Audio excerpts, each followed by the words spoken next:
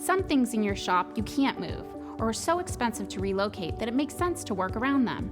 When creating your coffee shop floor plan, keep an eye out for where electrical and water lines run into the building. To keep costs down, you'll want to plan on placing your equipment where these lines are easily accessible. If you are looking at raw space, have a contractor advise you on the best water and electrical line placement before you run any new lines. Your sinks and dishwasher will need floor drains. Refrigerators and ovens will need room for ventilation.